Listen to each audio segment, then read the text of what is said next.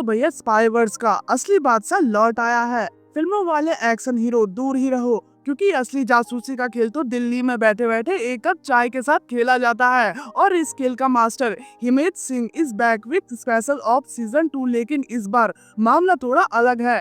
7 episode की series है, पूरे 6.5 घंटे मांगेगी आपसे। फिक्र नॉट, सारे एपिसोड एक साथ आ चुके हैं, तो डेली सॉप वाला इंतजार नहीं करना पड़ेगा। पर हाँ, एक बार शुरू करोगे तो रिमोट साइड में रख देना, क्योंकि शो आपको उठने नहीं देगा। कहानी इन्हीं 7 एपिसोड में स्टार्ट होगी और खत्म भी। नो पार्ट 2 का टेंशन। इस बार हेमंत सिंह के सामने जो खड़ा है वो कोई मामूली टेररिस्ट नहीं, उनका नाम है कलेक्टर। और नाम इसलिए कलेक्टर पड़ा क्योंकि उसे चीजें नहीं, अनमोल इंसान कलेक्ट करने का शौक है। और इस बार उसकी नजर जिस पर पड़ी है वो इंडिया का सबसे बड़ा खजाना है। एक ऐसा साइंटिस्ट जिसको आप टैग का दुनिया का आइंस्टाइन कह सकते हो। न्यूक्लियर सीक्रेट से लेकर आरबीआई के वॉल्ट तक और पॉलिटिकल पार्टी के अंदरूनी राज तक सब इस बंदे के दिमाग में लॉक है। और ये साइंटिस्ट इतना साथी है कि एक लाइव इवेंट में पूरा 1 घंटा स्पीच देकर चला गया और किसी को कानो खान खबर नहीं हुई कि स्टेज पर उसका एआई होलोग्राम बोल रहा था।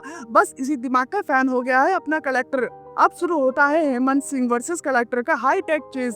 डर इस बात का है कि अगर उस साइंटिस्ट का मुंह खुल गया तो पूरा इंडिया 10 मिनट में कंगाल हो सकता है। लेकिन पिक्चर अभी बाकी है मेरे दोस्त। एक तरफ देश पर इतना बड़ा खतरा है और दूसरी तरफ हेमंत सिंह के अपने घर में आग लगी हुई है। उसकी कोटा फैक्ट्री वाली बेटी के हाथ एक ऐसा राज लग गया है जो पूरी फैमिली को हिला सकता है। अब आदमी देश के दुश्मन से लड़ेगा या घर के? पहली बार आपको हेमंत सिंह के चेहरे पर टेंशन का पसीना साफ दिखेगा। यही वजह है कि स्पेशल ऑप्स का सीजन 2 पहले से अलग है। इसमें गोलियां से ज्यादा कीबोर्ड्स और दिमाग की लड़ाई है। ह्यूमन वर्सेस एआई का तड़का कॉन्सेप्ट डाला गया है और हो सकता है टेक हैवी प्लॉट के कारण ये हर किसी को पसंद ना आए। मे भी 2-3 एपिसोड बाद आपको लगे कि यार थोड़ा स्लो हो रहा है, पर इसको बैलेंस करने के लिए एक नए किरदार की एंट्री होती है, जिसके लिए खुद हेमंत सिंह कहता है कि वो हम सबका बाप है। Then Stokes. हेमंत सिंह इस बार अकेले ही 3-4 फ्रंट पर लड़ रहा है। साइंटिस्ट को बचाना है, टीम के ऑफिसर का बदला लेना है, सिस्टम में छुपे गद्दार को ढूंढना है और अपने ही गुरु से देश को महफूज रखना है। इसलिए भले ही एपिसोड लंबे हैं, लेकिन स्क्रीन पर एक साथ इतनी कहानियां चलती हैं कि आपको टाइम का पता नहीं चलेगा। स्पीड मेंटेन रहती है। अब आते हैं असली मुद्दे पर। शो में अच्छा क्या है और बुरा क्या? देखो, जब तक स्क्रीन पर के मेनन है, शो आग है, फायर है। उनका स्क्रीन प्रेजेंस, उनकी डायलॉग डिलीवरी एकदम कड़क। ऐसा लगता है पूरा शो उनके कंधों पर है। पर जैसे ही कैमरा उनसे हटता है शो ठंडा पड़ जाता है। सपोर्टिंग एक्टर्स उतना इम्पैक्ट नहीं डाल पाते।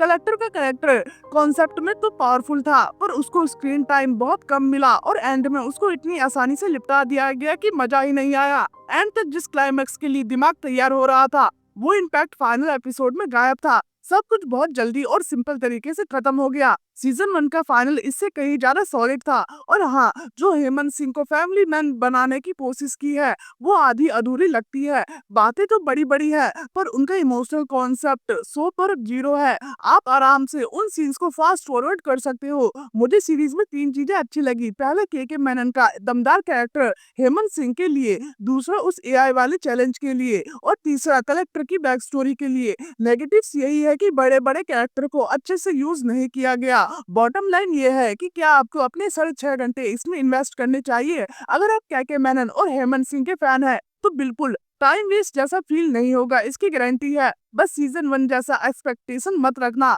बाकी आप इस रिव्यू से एग्री करते हो या नहीं, मुझे कमेंट्स में जरूर बताना। वीडियो पसंद आई हो तो लाइक, सब्सक्राइब, शेयर जरूर करना। मिलते हैं अगले रिव्यू में, तब तक के लिए गुड बाय।